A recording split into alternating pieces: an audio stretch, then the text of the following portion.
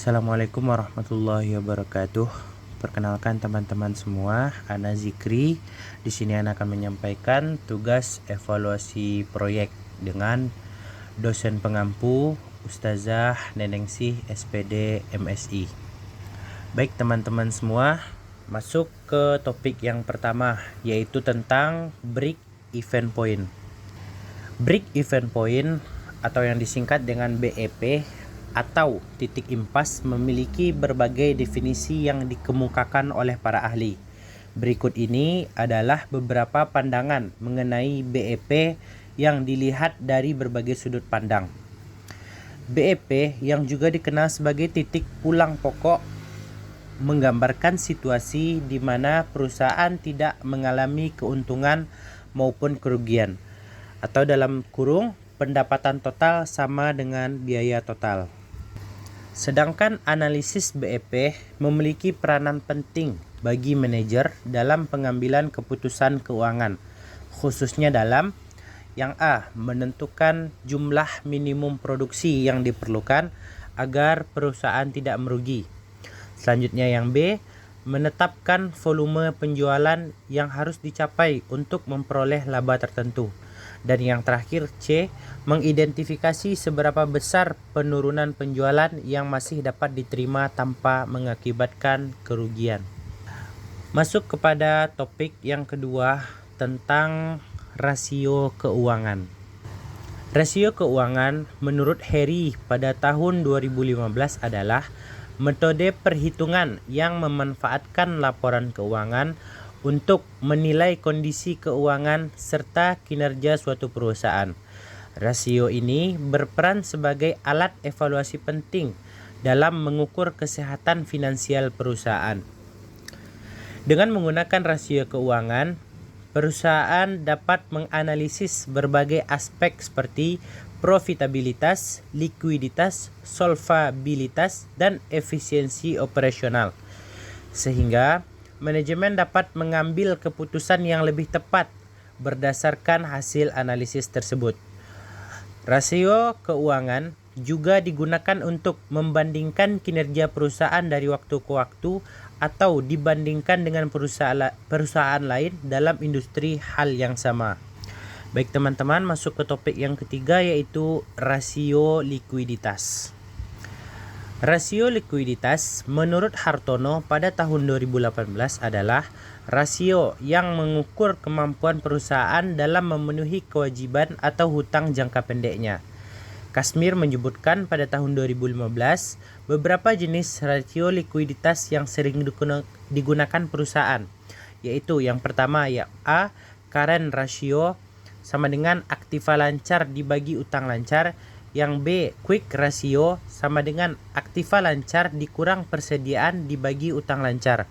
Yang C. cash ratio, yaitu kas atau setara kas dibagi utang lancar. Dan yang terakhir yaitu yang D. inventory to NWC sama dengan persediaan dibagi aktiva lancar dikurang utang lancar.